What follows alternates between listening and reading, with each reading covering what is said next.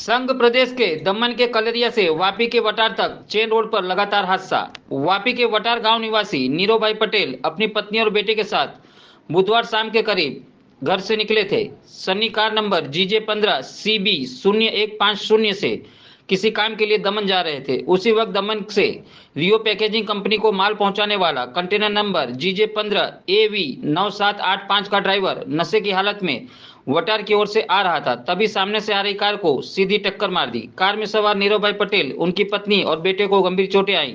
उन्हें तुरंत इलाज के लिए वापी के जनसेवा अस्पताल में भर्ती कराया गया। तेरा नाम क्या?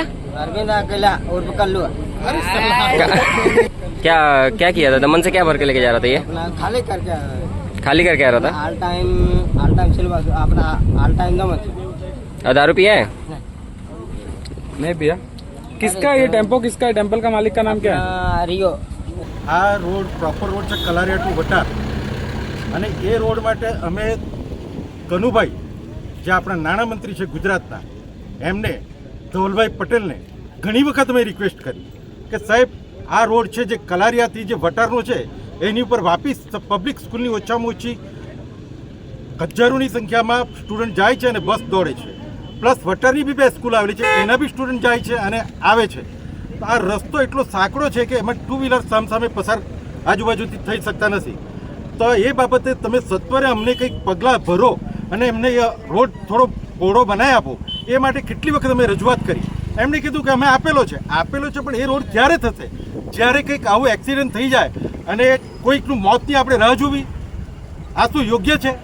અને સત્વરે આ રોડ પર પગલાં નહીં લેવામાં આવશે તો વટારના ગ્રામ્યજનો આનો પૂરેપૂરો વિરોધ નોંધાવશે। કારણ કે આ રોડ બાબતે સવાર સાંજ અહીંયાથી હજારોની સંખ્યામાં સોમનાથ પર કામદારો જાય છે અને એમને પણ તકલીફ છે। અમે બી અમારા છોકરાને જ્યારથી ઘરેથી જાય છે ત્યારથી કે બેટા પેલો રોડ જોજો અને એને સાચવીને જોજો, કારણ કે અમને તો ખબર છે લોકલ છે એટલે। અને આજે બી એક્સિડન્ટ થયું છે એ અમારા કુટુંબીજન છે, મારો ભત્રીજો છે અને આ સામસામે એ લોકો ટકરાઈ ગયા કારણ કે રોડ સાંકડો છે અને એક જણની મિસ્ટેકથી બીજાને મોત આવી શકે છે।